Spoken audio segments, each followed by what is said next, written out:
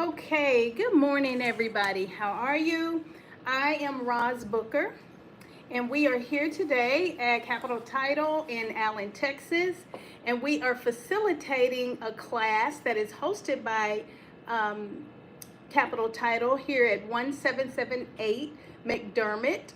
And we're in Allen, Texas, and we're here because it is Fair Housing Month, and we have an opportunity to share about the Fair Housing Act, what Texas Real Estate Commission um, actually warrants for the fiduciary relationships that real estate professionals have with their clients and how they should conduct themselves. So before we get going, I'd like to introduce a few of our sponsors. Would you come on up, fellas? Yeah. Good morning. Yep. I'm Martin Reel with Prosperity Bank. This is one of my associates, Victor Johnson. He is with our community outreach group, and we're excited to be here and bringing you some good, valuable information. So, Victor, you want to tell them a little bit about what we do? Yeah, absolutely. Prosperity Bank is definitely committed to fair housing and helping out the community to get approvals so that they can purchase homes. We know the value of home ownership, and so I brought the senior vice president here in the DFW area for lending. Just talk about a couple of the products and ways that we can help the community. So a couple of the programs I wanted to highlight. One is our bank statement loan program. A lot of clients out there have their own businesses, and this is a good way when they have a really good CPA that reduces their taxable income, that we can still potentially get them approved utilizing a bank statement analysis to calculate a qualified income.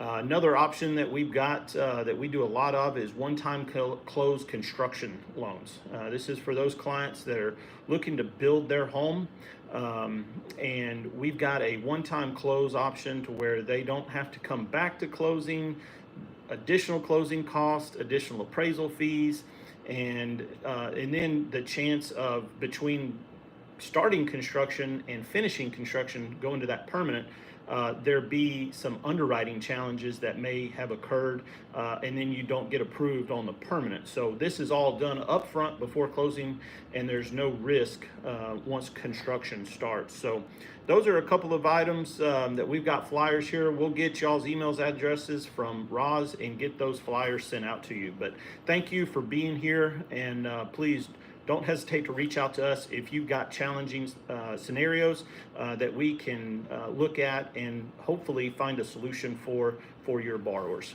We are on social medias at Prosperity Bank USA on all platforms. Thank you. Awesome. Thank Take you. care. Thank you, Roz. fellas. We will have our facilitating host come up as we get into the class, and let's get started. So about me, I'm Roz Booker, and I am a principal broker. I will have to say that I am a broker, not your broker, if you're a real estate professional, right? So we definitely want to make sure that that is understood. I've been in the real estate industry 28 years. Yes, and I started when I was like 2.5, right? I can't talk about success without talking about community. So just wanted to share a few hats that I wear. I am the Women's Council President-elect for Collin County. I am also the first VP for NARAB North Texas. And so community has been one of the reasons that I left corporate America several years ago, right? And I love instructing and pouring. So I just want to again make this statement that, Texas Realtors, they do want us to make sure that there are no conversations that price fix. We can't speak disparagingly about any other professional in the industry, anything like that. But my mission as an instructor is to make sure that we are fostering integrity, accountability, we're helping people and birth their dreams all over. So again, thank y'all for being online with us today and also in the classroom here. So when I think about success, I want you to get your one word on your mind, on your lips For me, it's legacy, because legacy encompasses family, it encompasses community, and I just want to leave a legacy. I want to be known for doing good, right? While I am here on this earth. So go ahead and put in the comment section. Y'all go ahead and put in the comment section and just go ahead and give me your one word, okay? Go ahead and type it in for me. So my one word is legacy. My favorite quote is that you miss 100% of the shots that you don't take. That's right. You miss 100% of the shots that you don't take. So I'm glad that you stopped by. I'm glad that you came to check out what we are talking about concerning fair housing. So I'll go ahead and skip this because you know the objective of the class today. So when we talk about fair housing, here's the history and the purpose. You know, the United States, we have a very long-standing history, since the 1700s, the 1800s. I'm going to go ahead and move to the side so that you can see the slides. We have a very long history of, fair housing that dated back centuries ago. And so what that means is that there was legislation way back then that was put in place that denied the property rights of Native Americans and certain individuals of African and Asian and Latin America descent back then. And that's when the Civil War, after the Civil War, the Civil Rights Act of 1866 was passed. But unfortunately, y'all, it didn't erase the impact of decades of what had already been denial for certain classes of people. So there was a certain problem that already existed. Then we know that redlining came into existence. How many know what redlining is? So this is where laws that were passed and implemented that were allowing zoning by race. And the Federal Home Owners Corporation, that was a U.S. corporation that created this map. It was colored red, blue, yellow, green. Well, the areas in red were depicted the areas that were very, very high risk lending. And in those cases, the very, very high red areas were the areas that had a concentration of minority buyers, right? And so that, unfortunately, consequently caused an epidemic of what we know as redlining, okay? Then deed restrictions. There were certain covenants and deed restrictions that were put in place that were after post-war, the second post-war. So after the suburban housing had boomed, segregation was deepening. So many developments at that time had barred certain people, right, with restrictive covenants.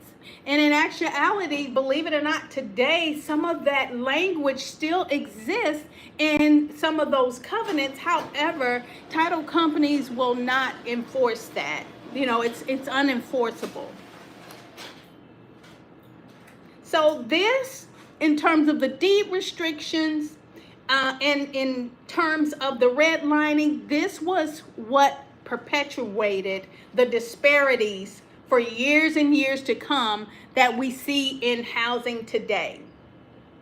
Then there is the Civil Rights Act of 1968. That's also known as the Fair Housing Act.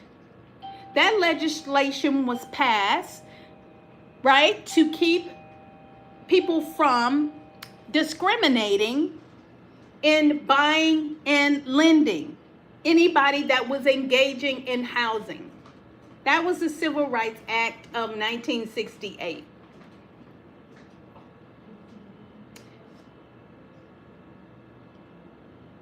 So what is the Fair Housing Act? The Fair Housing Act, it prohibits discrimination in the sale, lease, or financing of housing based on race, color, religion, and national origin. In 1974, it was amended to add sex as a protected class. When we talk about protected class of sex, we were talking about male and female. And other amendments were added in 1988 to include familial status and disabilities. So we know that familial status deals with those who may have family or children, right? And those with disabilities speak for itself. That could be an unseen disability or a visible disability. Jones versus Alfred Mayer and Company. This is where the Supreme Court said, you know what? We are going to get the government involved in making it illegal for discrimination in housing. So this picture was actually taken from that specific case.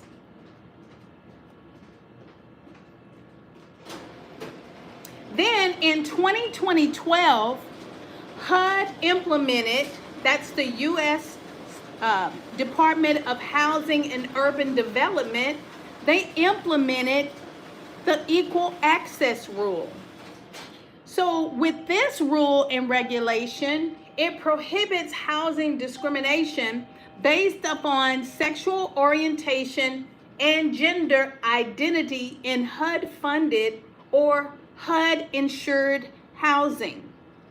Several courts since this rule have been implemented have upheld sexual orientation and gender identity as discriminatory practices.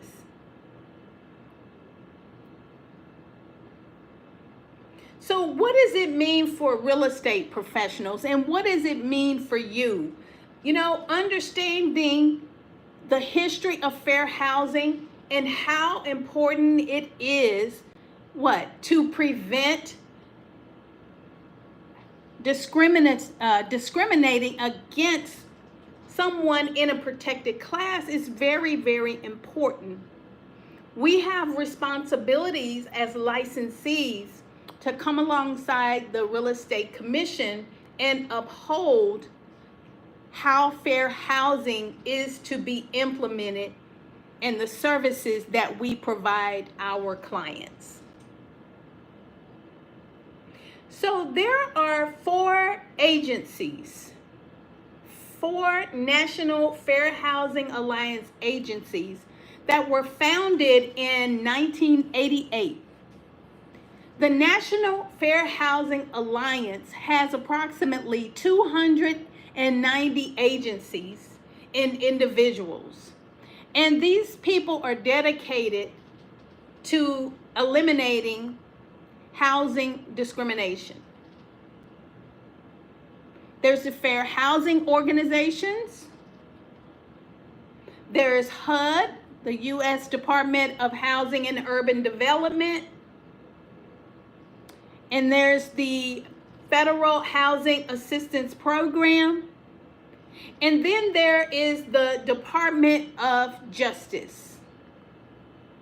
So these organizations come up with an annual report that's called the Fair Housing Trends Report.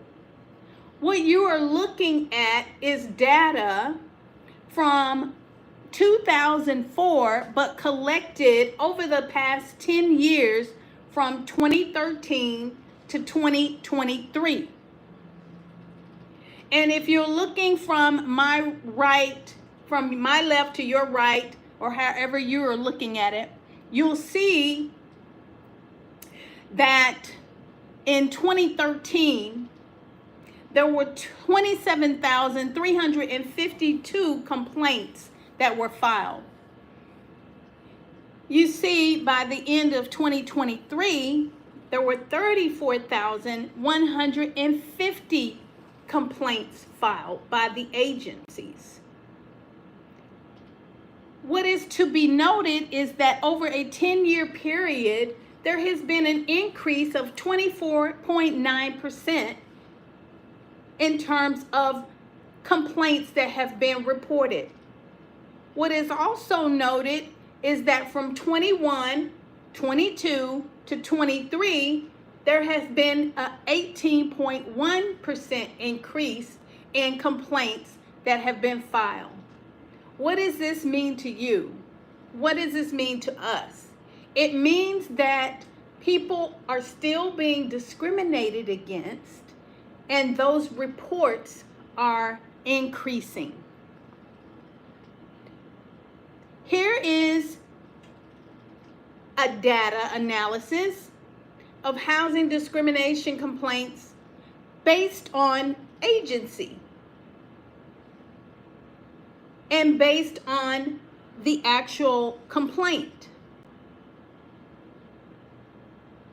What seems to be consistent, according to the data, is that disability, with 12,803 complaints reported in 2023, and race at 3,634 complaints in 2023, continue to be the number one and the number two class that has been reported in terms of discrimination. I believe those numbers are startling, and especially for disability. Especially for disability. You know, one of the things regarding research that tells us why they believe disability continues to be the highest overall at 52.7% continues to be the category with the most complaints.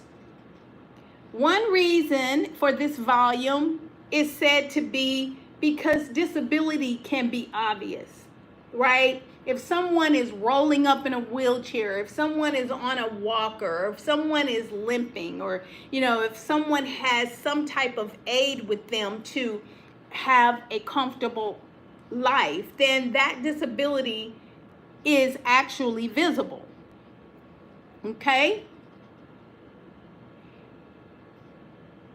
The second most reported type of discrimination, it was race. And that constituted for about 17% of all complaints in 2023.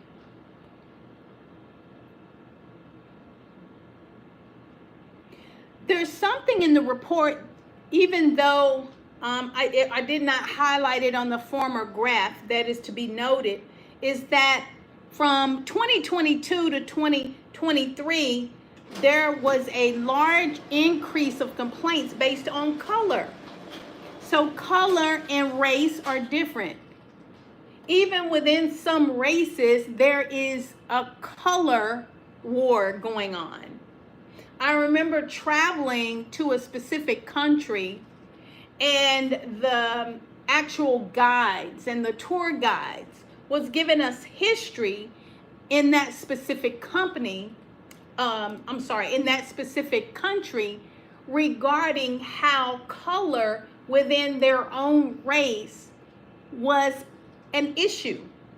There was a distinct difference in how a person was treated within a specific race if the pigmentation of their color was darker or lighter. One meant that you were of a prestigious family, and the other meant that you were not. I just find that interesting. Now, in the other section, quote unquote, the section for protected classes that constituted other, was 17% at 5,794 complaints. And I'm not going to name them all, but based on the source of income, age or being a student, sexual orientation, gender expression, marital status, criminal background. Can you believe this? Victims of domestic violence. military status, retaliation, even citizenship.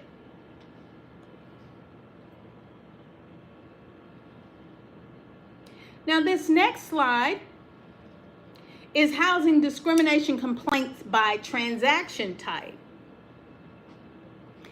Now, as you can see, the rental transactions are soaring in terms of discrimination complaints. They are large in number. 22,924. And then the next highest would be harassment at 1,502. Then, of course, other. And then in sales.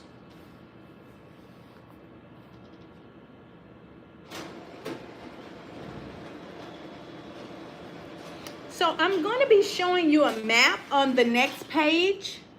And in this map on the next page, it's going to show the total number of fair housing complaints by HUD region. So each state is assigned a region. Each state is going to be assigned a region. Okay?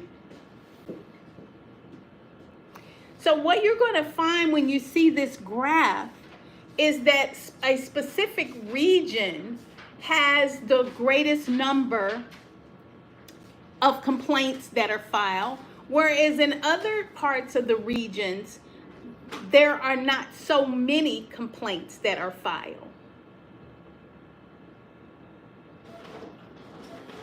So take a look at this. Take a look at this. What I've done is highlighted in red and circled the top 3 regions that have the total most complaints. You can see that in region 9, they have 9,808 complaints. Region 5, here in the Northeast, has 6,717 complaints. And in region 4, which is the Southeast, it has 4,459 complaints. That is a total of 20,984 complaints of the 34,150 complaints. That number, the 20,984, is 61.6% of all total complaints are comprised in these 3 regions. And this is data that has been collected by HUD through the Fair Housing Trends Data Report.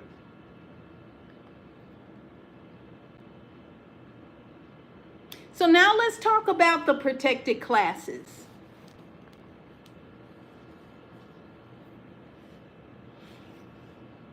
What is a disability? So we talked a lot about disability. What is considered a disability? Under the Fair Housing Act, a disability means it's a physical or mental. That's what we have to understand. It's a physical or mental impairment which substantially limits one or more of a person's major life activities. Okay? That is what constitutes a disability. So here are some specific no-nos that are related to disability under the Fair Housing Act. So housing providers may not refuse to rent housing to a person with a disability because of that disability. Housing providers cannot require people with disabilities to only live on certain floors or certain areas of a community. So you can't have, okay, this is the disabled section of housing, right? and you can't do that. Housing providers may not have a tenant selection criteria, certain fees or specific conditions that are different from those who provide it to people without disabilities. And housing providers cannot refuse to make repairs or limit access to public or common areas.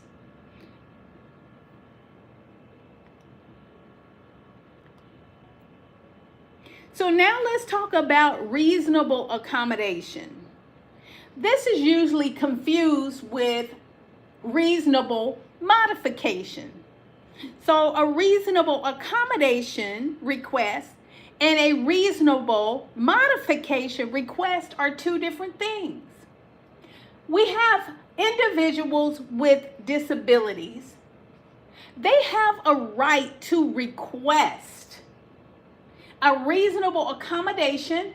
And what an accommodation is, it is the change in maybe the policies or procedures or the services to make sure that that person with the disability has equal access to the housing.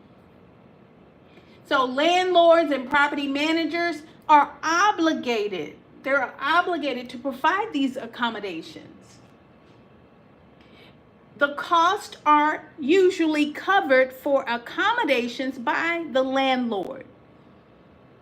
So for instance, if there is someone who is blind, but the policies or the rules are that you would like all tenants to make a digital payment every month. Well, a reasonable accommodation request could be, may I mail my check instead of digitally sending my check because I can't see, I'm blind. Well, that is an example of a reasonable accommodation.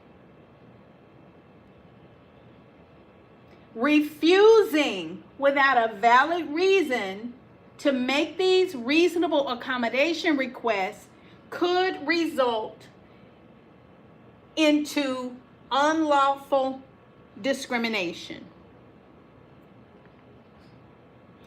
Here are a few more tips about reasonable accommodations.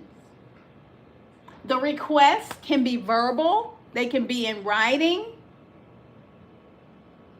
There's no specific words like reasonable accommodation that must be included, so it doesn't have to say this is for a reasonable accommodation. And the request can be from a person with a disability, by a family member or that person, or it could be somebody else that's representing that person. Okay? So now let's talk about reasonable modifications. So prospective or current tenants, they have a right to request a reasonable modification under the Fair Housing Act. So one way to understand and remember, okay, now does accommodation mean structure or does it mean policy and procedure change? So one way to think of this is accommodation equal service, whereas modification equals structure. That's a good way to remember. So these are modifications or structural changes that are made to the existing living space to ensure accessibility for the individuals with the disability. And modifications are paid for by the tenant, not the landlord or the property owner. Now, we're often asked, well, does that mean that that property has to stay that way after they're gone?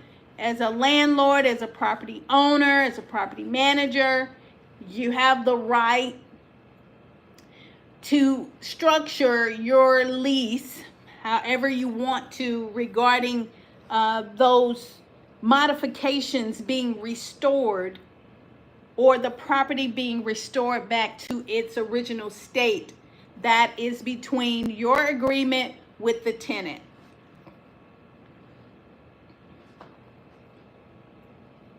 Here are some examples of reasonable modifications.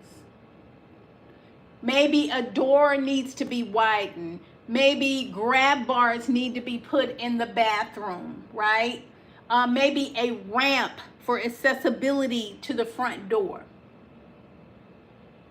It's just good to note that generally speaking, the tenant is responsible for those modifications. Now, when we talk about TREC rules, the Real Estate Commission rules, according to section 1101.652B32 of the Texas Occupation Code, TREC can revoke a license if brokers or their agents discriminate based on race, color, religion, sex, disability, familial status, national origin, or ancestry. And this does include if they steer clients to different areas or different properties. You can lose your license. You're going to hear me repeat these classes again, the protected classes. And I'm going to read the portion that TREC states. No real estate license holder shall inquire about, respond to, or facilitate inquiries about, or make a disclosure of an owner, previous or current occupant, potential purchaser, lessor, or potential lessee of real estate property which indicates or is intended to indicate any preference, any limitation, or discrimination based on what? The following: race, color, religion, sex, national origin, ancestry, familial status, disability. For the purpose of this section, disability does include AIDS or HIV-related illnesses or the HIV infection.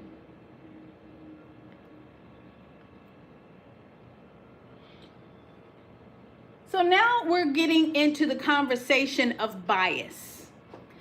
Believe it or not, it's something that we all have. Let me set the stage in the context of bias.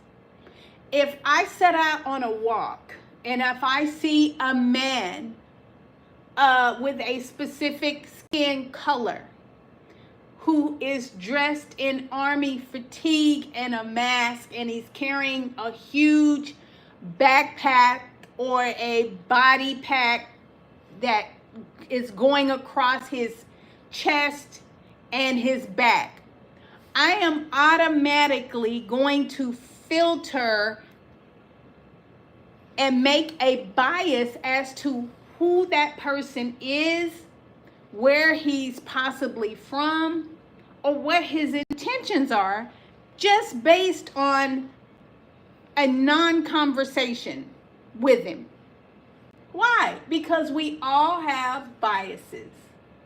And what is a bias? It's an inclination toward or against something which everybody possesses. Everybody possesses bias to an extent. While biases like favorite sports teams, food preferences are harmless, biases can become really harmful when they lead to unfair actions. So when we're making a judgment and we are treating people unfair based upon our filters and our biases, that's where we get into trouble. So if we can recognize, first of all, the biases that we have, and it's especially crucial in real estate because we can prevent unfair treatment, we can prevent unfair practices that could impact our fiduciary duties that are owed to the client. So let's talk about the different types of biases. There's cognitive biases. You can say, hey, these are the blind spots that we have. So this type of bias happens when a person recognizes the impact of bias on the judgment of others, but they don't see it in themselves. Some marriages, the husband might say, oh, well, that's my wife. Or somebody may say, oh, well, that's my husband. There's implicit bias. Now, this is so harmless. It's very unintentional. Implicit bias often occurs unintentionally, and it affects the judgment and behaviors and the decision. So this type of bias, y'all, it happens because our brain just shifts and it makes a judgment based either on our history, our upbringing, our experience, our background, our education, right? Then we have unconscious bias. This is a learned behavior. This is a learned mindset. This is actually a stereotype.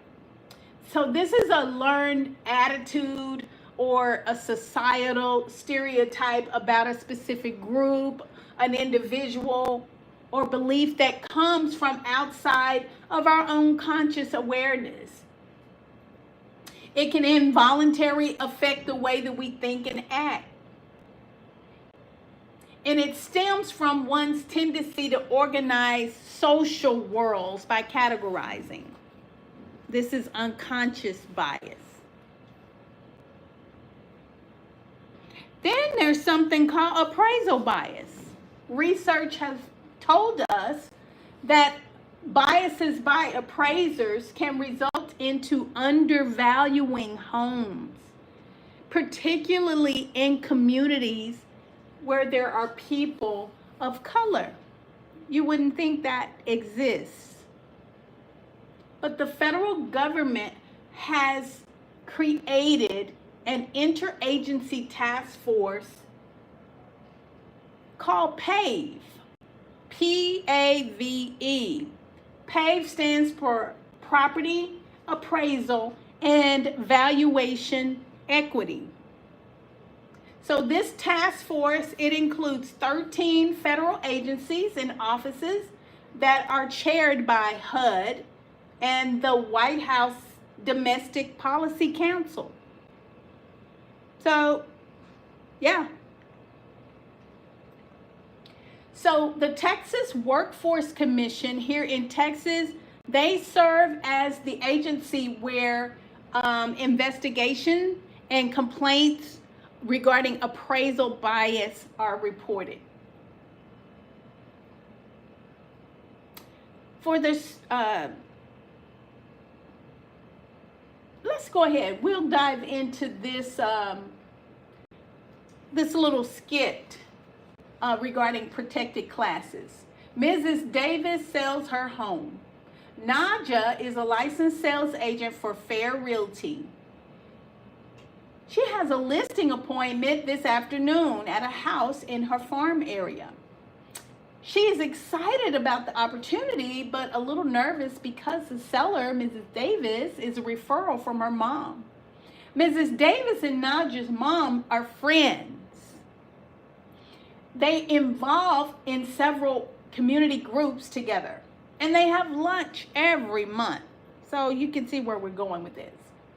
Naja is well prepared for the appointment, like all listing opportunities. She, has provided Ms. Davis with a packet of information introducing herself and her company. Naja includes market information about the neighborhood in the presentation. She has a detailed CMA, okay, and she has a marketing plan that's poised to attract more buyers.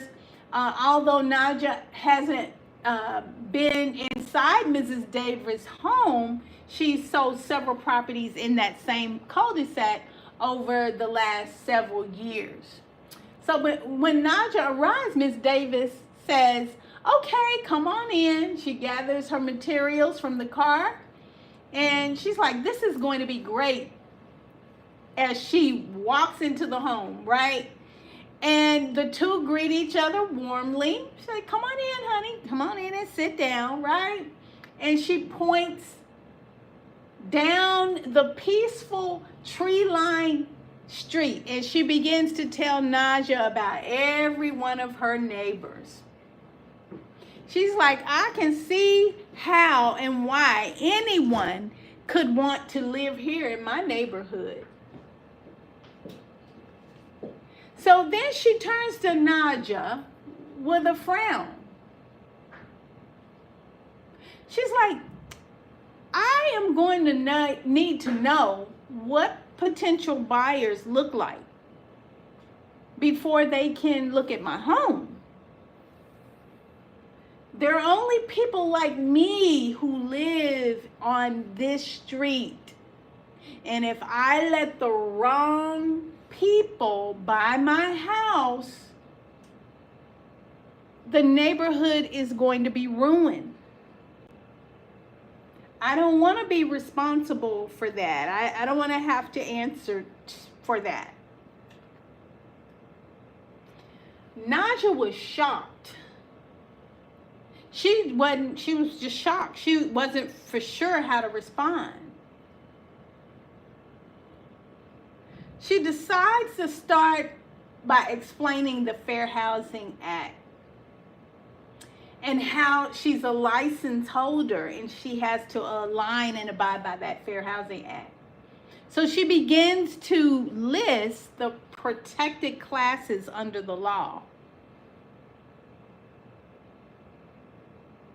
But Ms. Davis was like, but you don't understand. I am only going to sell my house to someone who looks like me, who was born in our great country. So we have dialogue around this topic. So if you were Naja, how would you respond to Mrs. Davis? Several would say, I'm not your person. I'm just not going to be able to help you. But as a real estate professional, we have an obligation. If we see something, say something. We have an obligation to educate the community, educate customers, educate clients.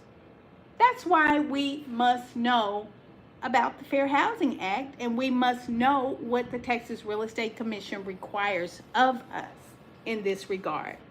Again, I said at the beginning, I am a broker, not your broker. What does your broker's policies and procedures say about this subject? We're going to move on. So let's talk about staying compliant. NAR, Code of Ethics and Standards of Practice. So as a real estate professional, if you are a realtor, you are a member of the National Association of Realtors, and you are upheld to the standard of the Code of Ethics. Members of the real estate organization must consider the Code of Ethics. Article 10 says realtors shall not deny equal professional services to any person or be parties to any plan to discriminate for the reasons of race, color, religion, sex, disability, familial status, national origin, sexual orientation, or gender identity. Now, this is what the National Association of Realtors says, not Texas Association of Realtors. I wanted to mention that the Executive Order 13988, that's officially titled Preventing and Combating Discrimination on the Basis of Gender Identity or Sexual Orientation, was rescinded on January 20th, 2025. So here is my disclaimer. I am not interpreting legal changes or offering legal advice. If you have questions regarding specific legal implications, compliance, or enforcement, please consult Texas Real Estate Commission, National Association of Realtors, or a qualified attorney, or the specific regulatory authority that can assist you with the interpretation.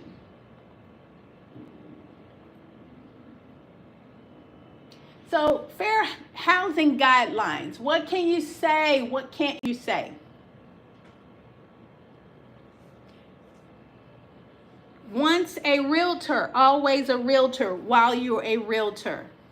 And that does not mean just 8 to 4 or 9 to 5. They take it very serious. So as a real estate professional, we cannot be involved in any harassing speech that is intended to threaten, intimidate, denigrate, or otherwise harass a person or a group of people. We cannot be involved with hate speech.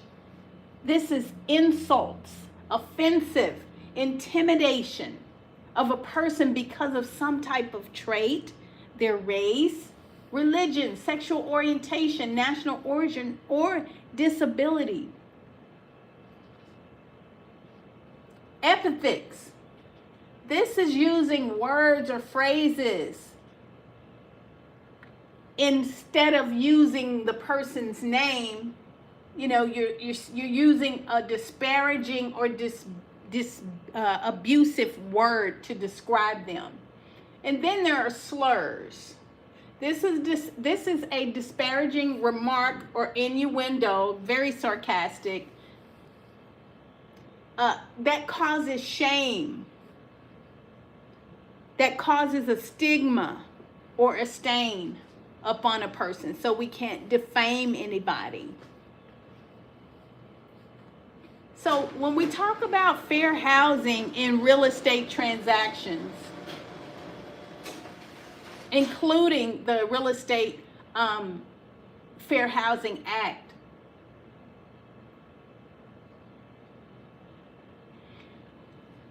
some of the effects that have, subsequently followed us since forever. We said that, our history of fair housing has been complicated. Despite these efforts, we still see racial segregation, and we still see economic inequality that still persists, that still leads to lower home ownership rates for specific races.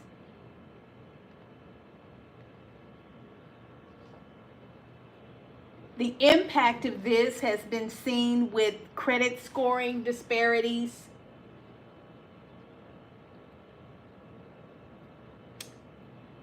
but when certain classes have been locked out of housing opportunity, this definitely impacts and hinders the accumulation of wealth for specific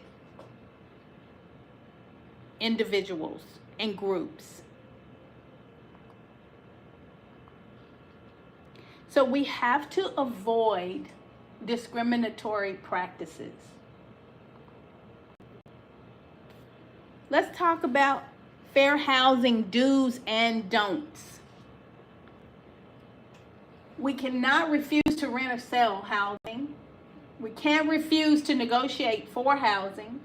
We can't refuse to advertise housing to preferred groups of people only. You can't show apartments or homes to certain neighborhoods only. Can't say, well, that house is not available when it really is. And can't provide different housing services or facilities. can't set different terms or conditions or privileges for sale or rental, can't deny access or membership in a facility, and can't refuse to make certain modifications or accommodations for people with disabilities. Understand the responsibilities as a license holder under the federal, state, and local laws.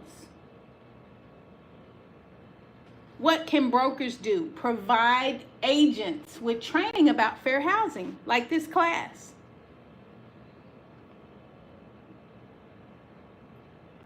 Here are some best practices. Don't assume that you know what house is right for your client. Right? Give the client all the information. Do not leave anything out. Show them all properties that are available. And here's a tip. Focus on the client's financial footprint, not your or my personal assumptions.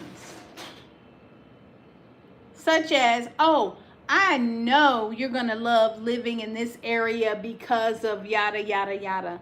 That is your personal opinion. Be mindful that sharing your opinion instead of the facts could be harmful.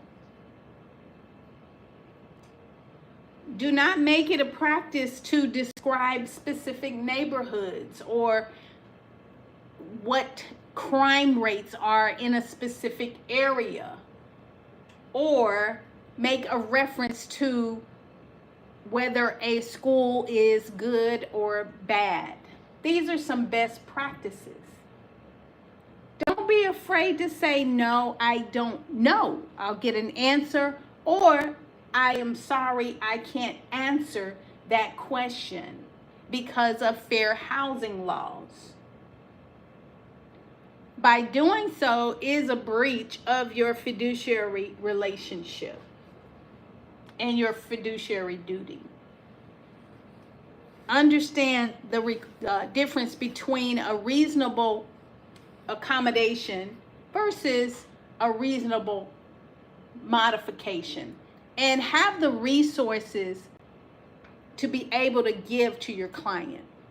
If someone calls you and they're having a hard time speaking or they're hearing impaired, we cannot pass that client off because of those disabilities.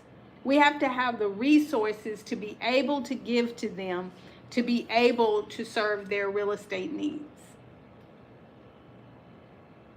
Just make a difference. Commit to treating all clients and parties to a transaction fairly.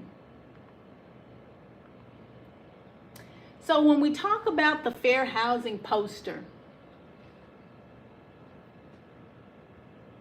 this poster outlines the Fair Housing Act, and it provides crucial HUD contact information and details for those who may have encountered discrimination. It's mandatory that this specific poster be prominently displayed in the properties for sale or rent with those specific dimensions prescribed. Failure to properly showcase could mean that you're automatically guilty of discrimination.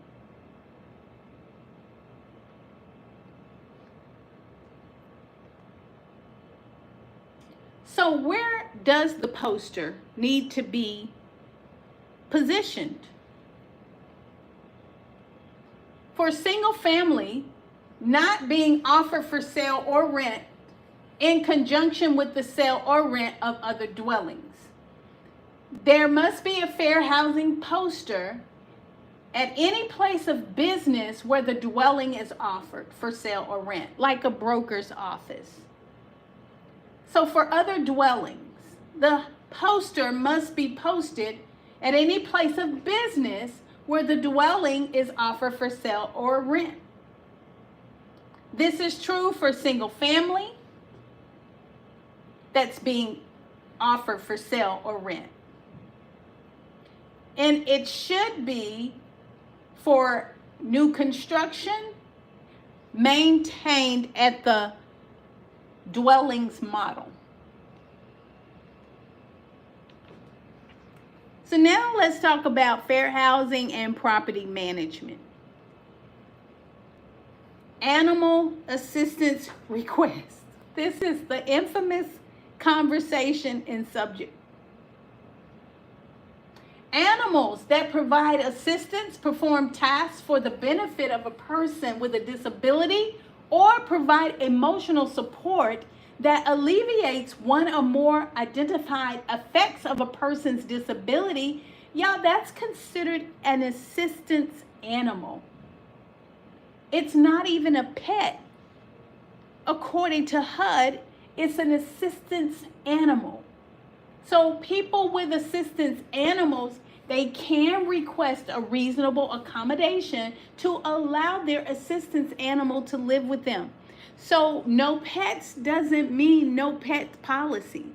If this specific person with a disability is requesting a reasonable accommodation for a place that has no pet policies, you have to reconsider offering without a deposit.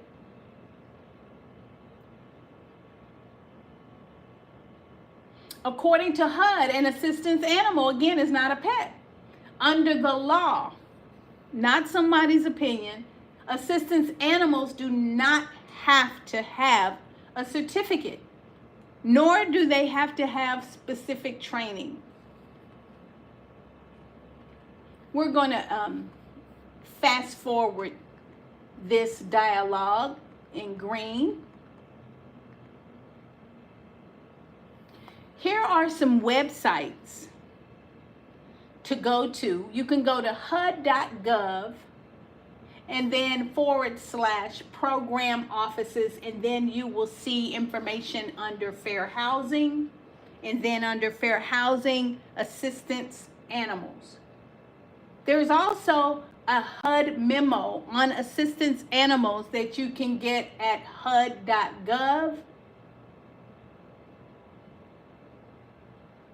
Sites, D-files, and then you can begin to select HUD assistance PDFs. There's a HUD fact sheet.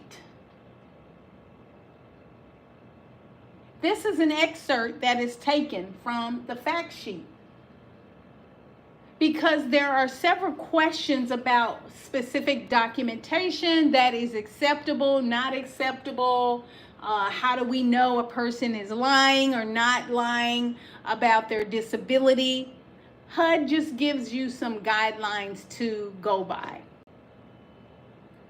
This is quoted from the HUD fact sheet. One reliable form of documentation a person's healthcare provider that confirms a person's disability affecting a major life activity and related need for an assistance animal. So the documentation, where can it come from? Is the person's healthcare professional. Here's HUD's experience about another topic. Documentation from websites that sell certificates, registrations, and licensing documents and animal gear for animals to anyone who answers certain questions or participates in a short interview and pays a fee, here's the drum roll, is not sufficient.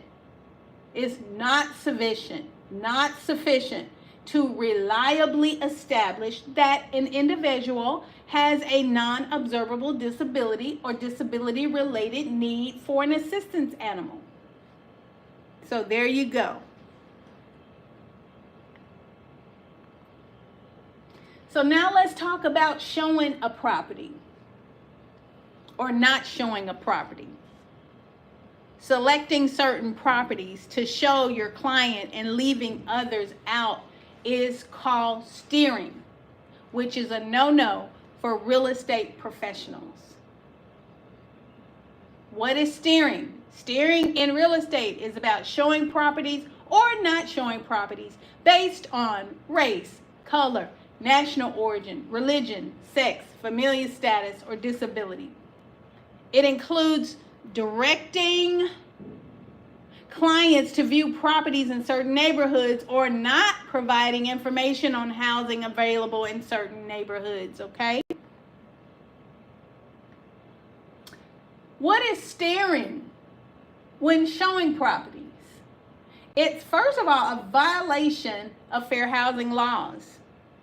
It is a violation of fair housing laws. License holders must keep their biases in check and not make assumptions based on stereotypes. One question that comes up in class is like, well, I'm not going to that neighborhood because it's not safe. Did you hear about what happens in that neighborhood in the news? What is a way that you can still uphold your fiduciary relationships and duties to your clients when they want to see properties in areas that you don't feel safe? You can A, refer it out. You can B, have someone go with you. Could that be a best practice? Yes. But consumers ultimately must be allowed to choose their own communities, their own neighborhoods. We're going to skip this exercise and dialogue. So let's talk about fair housing and what is the minimum requirement for the rental agreements. In Texas, a lease agreement must comply with state and federal laws, including the Texas Property Code and the Fair Housing Act. It must include specific information such as the names, the addresses of both parties, the rental property address, and the amount of the rent that will be due. Fair Housing Act prohibits discrimination in housing transaction, including rentals, based on race, color, national origin, religion, sex, familial status. It's essential as a real estate professional, a license holder, involved in leasing and property management to understand and adhere to these regulations.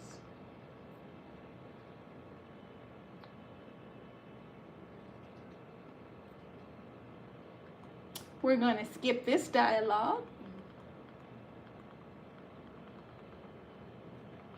And that concludes our fair housing course.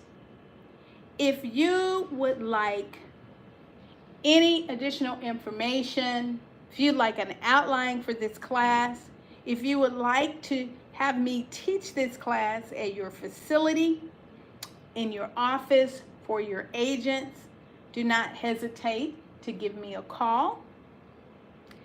You make it a great day, and thank you very much.